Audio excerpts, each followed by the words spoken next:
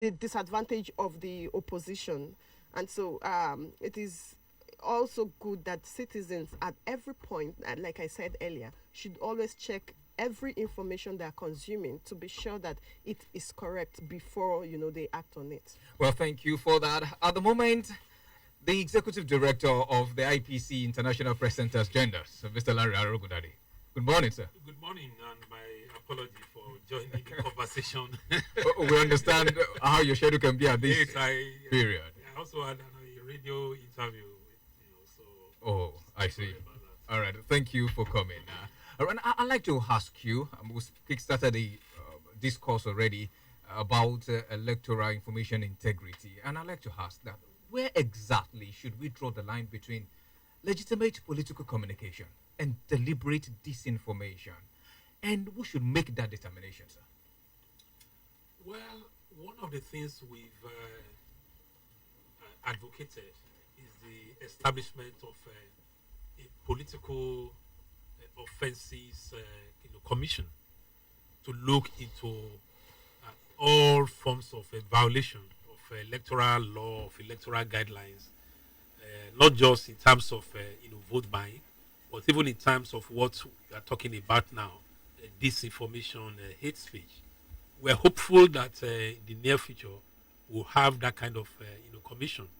We know that people are worried about having too many bodies, but the reality is that anytime INEC is challenged to take action, for example, on vote trading, INEC would normally say that, look, our major role is to manage the elections. We don't have our own police. We don't have our own DSS. There's nothing we can do. Why don't you ask the police to do the needful? So INEC itself is already overburdened. If we have that, things like this can then be part of what they will be looking into. Because the Electoral Act is very clear on so many things. One of the things is that state apparatus, including the media, shall not be used to the advantage of any political party or to the disadvantage of others. But the reality is that the opposite happens.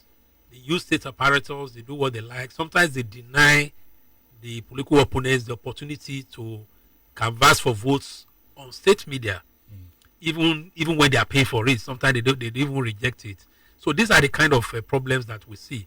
Now, when we also talk of disinformation, a lot of people tend to look in the direction of the social media or the media generally. We don't hold political actors accountable. And I feel that in the absence of a commission, nothing says that we cannot, report them. Because if you are in the course of campaign, maybe you are violating the rights of others. As we have partly seen in the Osun campaign, we've had threats, we've had people being asked not to come out because they belong to one side or the other. For me, it's a violation of the fundamental rights of citizens. And people can report elements like that to the National Human Rights Commission, because the right to vote and vote freely and peacefully is a fundamental human right, which that kind of commission could look at. But for now, the best we can do, as our respective organizations have been doing, is to help the process by regularly checking on electoral information, and where we see elements of false information, we do the necessary fact check, and we reach out to the public to ensure that they are not misled with such false information. What responsibilities do we have as journalists? And I will make an incident that happened yesterday an example. The viral video credited to Senator Fadam. See, when I saw that, I was extremely busy with something else. Yeah. So I sent it to a younger brother of mine that works with CJ Heidi, and he sent it to someone in Dubawa. I said, fact check this video for me. I want to be sure if it is real. That was very good. Yes, and when it came back, well, it happened to be real. And when I heard, that it could be that it's been distorted with artificial intelligence, I had to ask myself, we may have a number of such cases during the election, and it's, it sometimes could be quite convincing to create such fake audios, fake videos. Even in this case, it's not fake, but I'm just saying that it's possible. And Nigerian newsrooms, I mean, you are the one at the core of the press, and Nigerian newsrooms adequately prepared for the era of deepfakes? Well, I think we've done a lot to prepare them for this. Within the past few months, our organizations have invested in that. Center for Media and Society already has a whole toolbox on AI for journalists to be able to use the ones that are convenient for them. We've also done various trainings on fact checks. IPC also has some guidelines on detecting deep fakes. And what we're encouraging newsrooms to do is to invest in all these things. Have a core of journalists specialized and dedicated to doing all this. Because what you said is quite interesting. But now and I see it regularly on Facebook, when even something real happens, just people say, oh, it's AI, AI, AI. So politicians are now even lying against AI because they know that AI is something. So AI itself is even in trouble now in the hands of Nigerian politicians. So our duty is, when it is not AI, to also come out and say it is not AI, it is real, so that people can be held accountable for their words. Because, like you said too, many people thought that thing was not possible, that such a statement was not possible, until the senator came to Channels Television and was still saying all kind of things. He spoke in Yoruba, his misinterpretation and whatever. Well, it was taken out of context. It was taken out of context, and some people have argued that he alleged that there had been attacks on their own members, maybe they had been killed. But if that had happened, what he should have done was to just report to the police with evidence that these things have been perpetrated. So it just calls for, and I think this is the essence of this kind of conversation, for us to appeal, particularly to the political class, to be mindful of their words, because everything has its own implication. And indeed, we encourage them to engage experts to manage their communications. We know it's a very competitive environment, but when you say something, and you can see what is happening now, that video keeps trending and it keeps trending and it keeps trending, and I don't know where it would end. So it's just important for us to say that we want a peaceful election in Osun State, and we're appealing particularly to the political class to really tone down their language. It's just looking like everybody is preparing for war, but we're preparing for election, just for people to make their choices. So that is the appeal that we would make in this circumstance. Thank you, sir. I'll move to the Executive Director of CEMESO. I also know in the past few months, if I'm not mistaken, in the past few months, you also have been holding trainings for newsrooms on fact-checking. But I'd like to ask you, sir, that fact-checking often happens, well, maybe in this climate, after misinformation has already gone viral. Isn't the media's current model of correcting falsehoods too slow to compete with the speed of disinformation, Dr. Akingbulu? Thank you, for this. Let me, before I go into the points, also commend you, for what you did, when you saw that material. And it goes to show, about I don't want to say revolution yet, something that's happening in newsrooms. You saw it, and as a professional, you say, okay, fact check, and so on and so forth. So this is the kind of thing we want to see, and we're glad, that this is happening. We want to see across newsrooms, across the country. So we have been doing this work, for a long time, and part of what we're seeing demands proactive engagement, of this. As he told you, for example, that's my colleague earlier on. We have put in place several kinds of activities. We have conducted, capacity building and all of that, and we're not stopping there. Part of the architecture of work that we're building, has to do with proactive work in the area of dealing with misinformation and disinformation. So, for example, because we have seen the trend coming from previous elections, what what they could do, all these people. We also understand, that as she said earlier on, that political parties and their candidates invest a lot, in the information space. They have paid influencers, different kinds of people, to work for them. So we can't just wait until Aha. So work is going on, as you see, as we're sitting down here, we have groups of fact checkers in various institutions, fact checkers in media, fact checkers in the election management body, that's INEC, who have been trained and all that, to do, to be prepared, and do proactive work also. So not just, after it has happened, to say, this is likely to happen, this is likely to happen, and have projections. So in this election, for example, in addition to what we expect, to harvest from the work of journalists on the field, we will also be putting fact checkers, in our election observation hub, to several of them before election day and on the election day as well. Oh. So as before the thing, once they are seeing the trend, this is what is bam.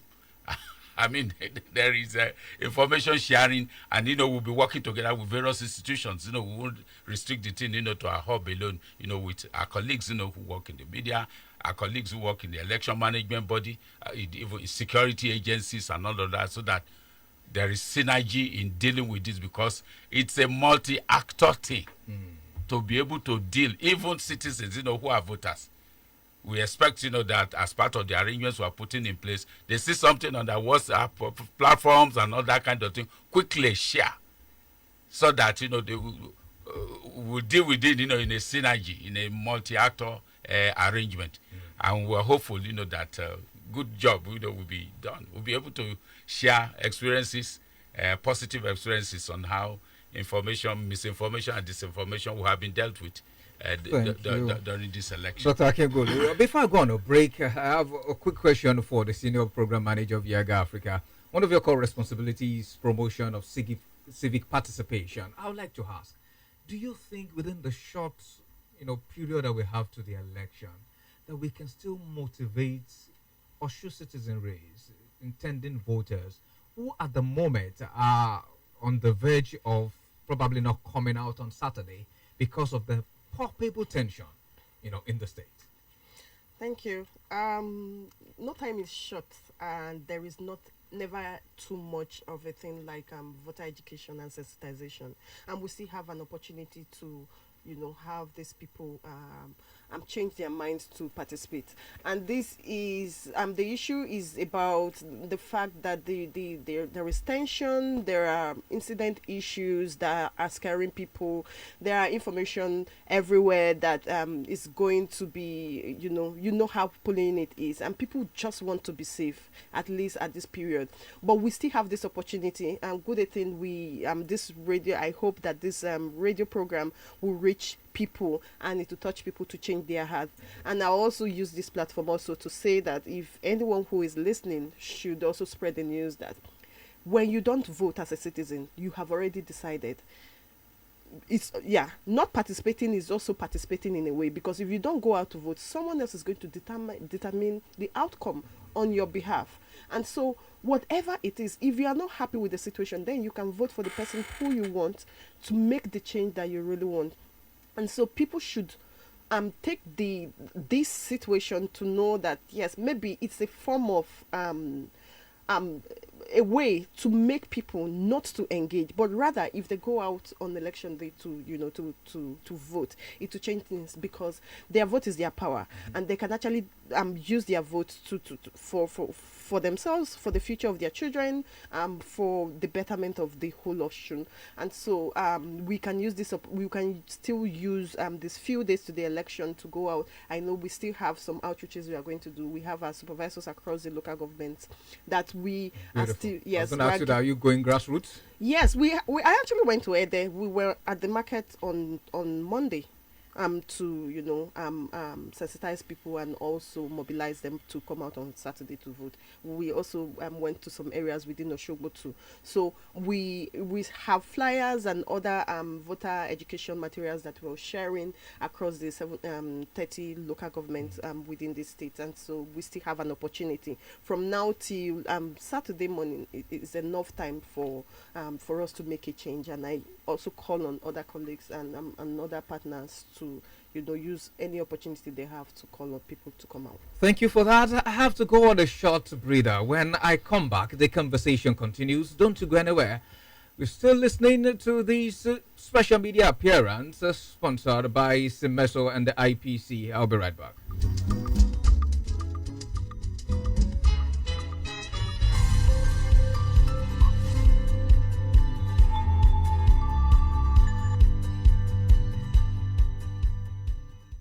Respect people of Osun, the state of the living spring. It is once again time to head to the polls. The Independent National Electoral Commission reminds us one person, one vote. Every society faces challenges, security, jobs, infrastructure, opportunity. And over time, the quality of leadership shapes the answers we see. These outcomes don't happen by chance. They are shaped by decisions made over time, and those decisions come from leadership. Leadership comes from participation. If you don't vote, you are still making a choice, just not for yourself. When fewer people participate, decisions are shaped by fewer voices. And when we choose not to vote, we leave those decisions to others and live with the outcome. When money is offered in exchange for a vote, it may feel helpful in the moment, but the long-term cost is often much higher. For us, as young people, participation matters because we have a stake in what comes next. Opportunities, education, cost of living, safety. These things don't shape themselves. They are shaped when we show up. And when we show up, our priorities are harder to ignore. We understand the value of our vote. Our vote is not for sale. The government we desire is the one we must vote for. What we sow is what we reap. This is our state. This is our future.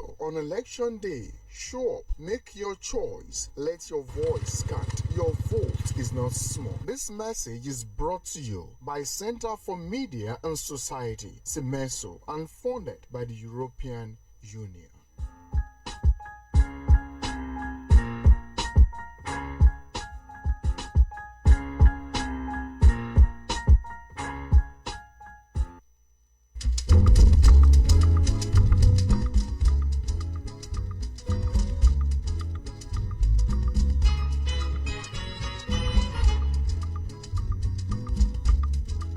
Dear listeners, you're welcome back. You're still listening to a special media program on electoral information integrity and public trust. And I've been speaking with my guest, the Executive Director of the Center for Media and Society, CEMESO, Dr. Akin Akingbulu. I've also had Executive Director, International Press Center, Mr. Lanre Arogundade, and the Senior Program Officer for YIAGA Africa, Antonia Onda. Now, I start of this last half of the program with Mr. Arogundade. I would like to ask you, so there's a lot of responsibility, and it could be quite weighty on journalists. And I'm thinking here, you have a lot of reporters coming from everywhere. A number of them already on ground as we speak. There is a level of pressure that comes with this job, especially when you're on the field, sir. Yes. How much influence do political parties, government officials, powerful individuals within the society have over what journalists report during elections? Don't forget, some of the media organizations are also owned by politicians. Yeah, so this is an interesting point, and we can't run away from the fact that media owners do have significant influence in what journalists do during election. That influence could be by way of what is reported and how it is reported, and indeed what is not reported, because there are elements of self-censorship. If your owner belongs to a certain political party, the tendency is for the journalist to not want to cross the red line as it is, yes, and focus mainly on the political interest of the employers. So it's a big challenge that we are confronted with as media practitioners and as trainers of journalists in the course of our work. So that's why what we're trying to do is to encourage them to follow professional guidelines. And one of the things we've done over the years, for example, is to collectively with media establishments and so on, produce what we call the Nigerian Media Code of Election Coverage, which we believe journalists can invoke to defend themselves, to be able to say, look, on the basis of the professional guidelines, we're supposed to give the other side some voice in the electoral process. So that one we've done and will continue to do. But we know that sometimes there are challenges, on the field. And that is why we also invest in protection, safety of journalists. When we talk about safety, it's not just in terms of attacks by security agencies. It's also in terms of ensuring that they are not threatened for doing their work, professionally by media owners. The other side of it is what I mentioned earlier on, the fact that where you have an incumbent, for example, running for office, it poses challenges for journalists working for the state media, even though the law says state institutions shall not be used. But you have a situation where somebody is an incumbent, is running. You cannot even distinguish between what is official now and what is campaign. And our colleagues are bound to follow them. One risk that we see really when it comes to this ownership is that the journalists, on the basis of their mandate, those who cover government house, they are supposed to follow the politicians around. But sometimes there are crises and they become very, very, vulnerable. So that in itself is quite challenging. So just to respond to your question, yes, that's influence is there, but what we do is to encourage journalists to stick to professional standards and to defend your job, because at the end of the day we need to convince media owners too that a news medium will have more credibility if it allows diverse voices to be heard during the electoral process. So they should not be short sighted. But what would then happen really is that if people know that, let's just assume that it's a radio station that is owned by a politician, that you are just towing a particular line, then it means that you are going to lose the listenership of every other person, particularly those who want to have a balanced view. So it is in the enlightening the self-interest of media owners to allow journalists to be professional, as long as they are not engaged in any conduct that are unethical, that can put those news mediums in problem. And that is just what I would say. But I wanted to quickly add something about the issue of disinformation that you were talking about. To also say that we've had good, what do I call it now? We've had a very good attitude towards fact-checking by journalists in Osun State. Some of the journalists that we had engaged before have constituted themselves into what they call Osun election, fact-check group. They have an online news medium, and they've been doing a lot of fact-checking, trying to help to sanitize the information space. And I think this is something that is, quite, useful. And I don't know whether this has been mentioned before I came. Part of what the EUSDGN family, where we have all our organizations, YIAGA, CEMESO, IPC, Women Trust Fund, Kuka Center, Electa, part of what we're also doing is to encourage citizens to share any information that they see is abnormal through some dedicated phone lines, which we would like, because it's for the citizens. So it could be that maybe there's a false information, or you hear somebody has said something, you want to check, there's suspected manipulation somewhere or voter suppression. We have, this dedicated line that people can send messages to via WhatsApp in any language, Yoruba, English, so that we can then use our own respective mechanisms to provide relevant answers or draw the attention of relevant authorities to such infractions in the process. So it's part of it. It's also part of helping to counter, disinformation in the electoral process. And maybe when it's the appropriate time, we'll run those numbers. Yes. That would be great. Sincerely, that would be great, Mr. Rogundari. Thank you so much. Dear listeners, you can join in the conversations on on 0806-867-6165 or 08058174262. I'll open up the phone lines shortly. I need to speak with Dr. Akingbolu. Dr. Akingbolu, with the Osun election, governorship election just days away, what do you think are the biggest information integrity threats you are currently seeing? And what should journalists and voters be particularly careful about?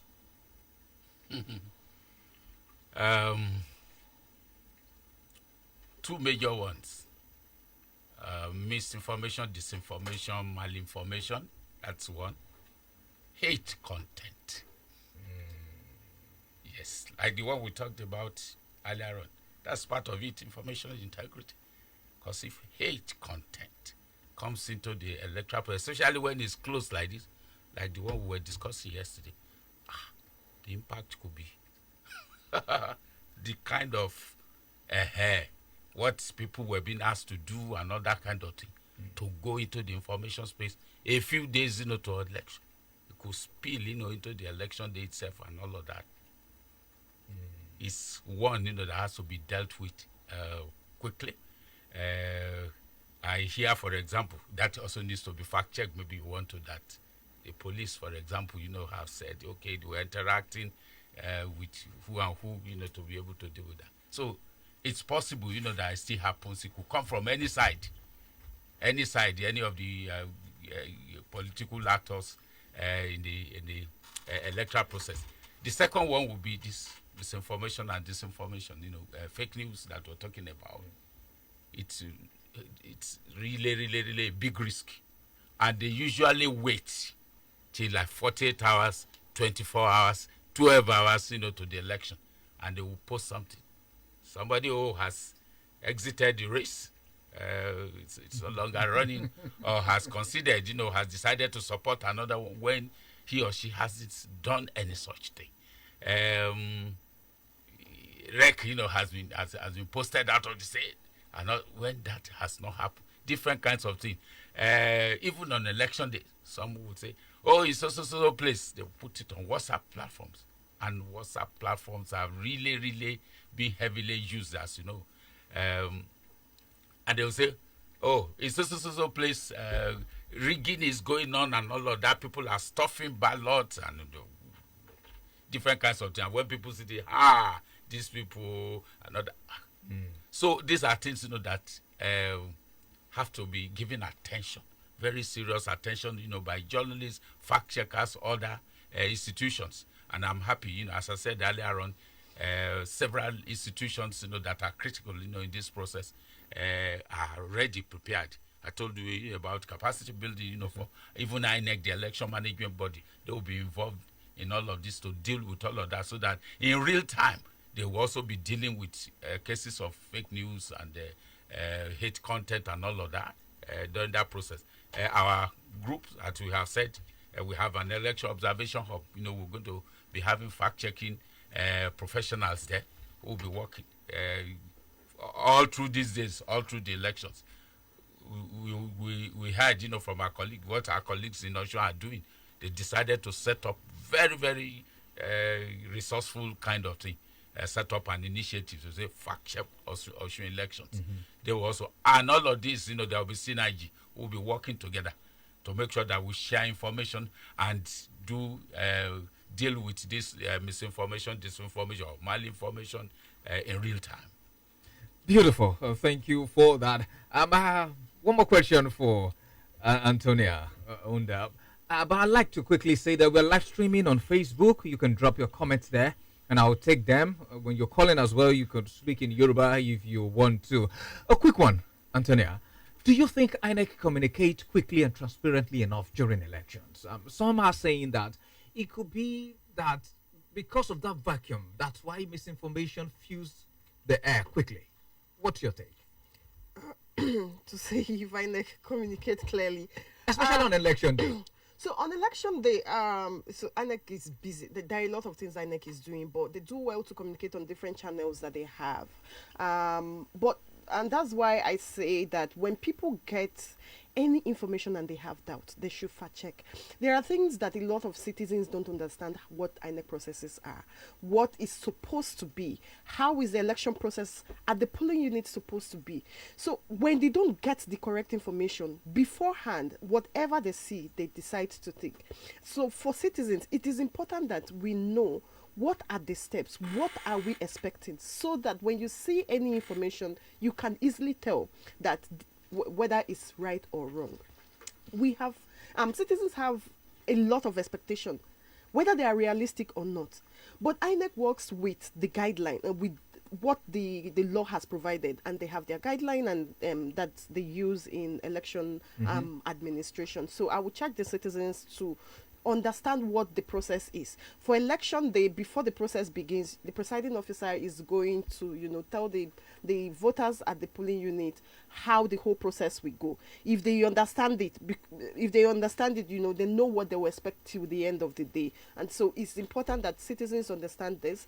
Take time for those who can read, go to the INEC platforms. There are even information on election day that they have simplified, and even different organizations, civil society organizations, has actually also simplified those information. So people should take time to read and understand this and disseminate. And then for election day, the results transmission process from the polling unit is open, and citizens should also know that it's not just going to vote.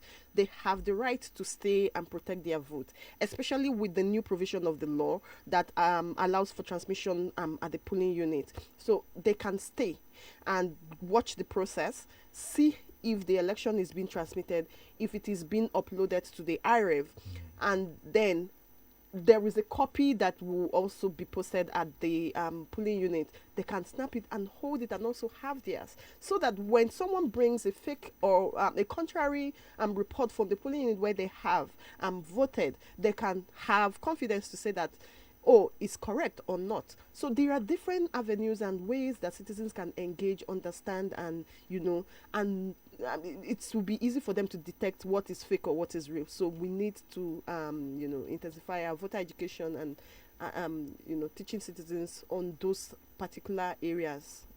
It's going to help a lot. Thank you so much. Now it's over to you, dear listeners. But before I start taking the calls, I'd like to tell you, like Mr. Rogundade said, that there are hotlines that you can report, say, intimidation, vote buying, misconduct, or possible violence on election day. And those numbers are 070-6825-8595. I'll take it again, 0706-825-8595. The other is 0707-116-4610. 0707-116-4610. These numbers are report point numbers on election day, where you can report what's going on, within your polling unit. If there's anything happening that is untoward, say vote buying or misconduct. Now, let's have your opinions concerning this matter this morning, almost afternoon. 0806-867-6165 or 0805-817-4262 are the studio lines to call. We're live streaming on Facebook as well. You can drop your messages there, and I'll take it up from there. All right, like I said, you could also speak in Yoruba if you want to. I know sometimes people call in and say, can I speak Yoruba? So I'm just telling you right now that you can do that. Probably one more question before we go. We often blame politicians and the media, but really, what responsibility does I have a caller now? Hello, good morning. Good morning to you. Good morning. Can you please speak up? Your name and location. Hello, are you there? Apologies, please. That should be from your end. You can do well to call back. So I wanted to ask Mr. Rogundade that a number of times we blame politicians and the media, but there should also be a responsibility that the ordinary citizen should have when it comes to electoral information integrity. Should sharing unverified electoral information be treated as a civic offense? Well, like Dr. Akibulu said, I mean, there's a lot of information on WhatsApp. That's something you look at and you cringe. I wouldn't say it should be treated as a civic offense, really. But the stage we are in now is just to enlighten the people that they need to be careful. You don't just take things on face value. They need to understand that we're in a period where there's a lot of false information flying around everywhere, and they should then be careful what they share, because that is mainly the problem. A lot of people will tell you, oh, you see, I did it because I believe the information. When you ask them, why do you believe? They might say, oh, it's because it was shared by my uncle, my pastor, my people they believe cannot lie. But those people themselves probably didn't even check properly. So citizens have a role to play in this instance, and that is the appeal we are making to them. And that's why we're having this kind of report points. That is why you have a station like Rave FM. I'm sure they are free to call your station anytime to ask for information. Oh, we've had this. Is it true? Because like Dr. Akingbulu said, the closer we get to this election, the more you are likely to have all kinds of, rumors. Oh, they've killed people somewhere. Something has happened. Citizens should know that. 1 minute, sir. Hello, good morning. Good morning. Your name and location. Hello. Okay, Timothy Afolabi, please go ahead. My question is how's about the security? Well, it seems your line is quite breaking, but if I get your question, it's asking about security. You see, like I said, exactly. That's one of the utmost concerns of voters in Osun at the moment. Well, for security, we're sure that Rave FM will bring the police commissioner or maybe the PRO here. It should be part of what you need to do so that people can ask them questions directly. But we've also been asking them questions. We've been trying to get assurances from them that they will protect citizens, particularly because part of our this election pre-assessment report showed that there are some flashpoints in about 13 local government areas which the police are aware of, and they are saying they are going to do everything possible. People should still come out and conduct themselves, peacefully. That is the assurance we have gotten, and we're still going to try and get more. We hope that the Commissioner of Police in charge of elections would join us at our hub maybe sometime tomorrow for a comprehensive debriefing on all these issues to observers and to the media. And I think that would be a good opportunity to share the concerns of citizens in Osun State. Thank you so much. That's much that we can say about this for now. We need to go. All right. I've been speaking. Apologies. I can see your calls coming in, but I will not be able to, take any other call. Thank you. We need to go now. I've been speaking with our guest, Executive Director, International Press Center, Mr. Lanre Arogundade. Thank you for your time. Thank you. Dr. Akingbulu, Executive Director, Center for Media and Society, CEMESO. Thank you for coming, sir. Thank you. Thank you. And also to Senior Program Officer for YIAGA Africa, Antonia Onda. Thank you. Thank you very much. All right, that's the size of the program. My name is Daniel Odeyemi. See you some other time.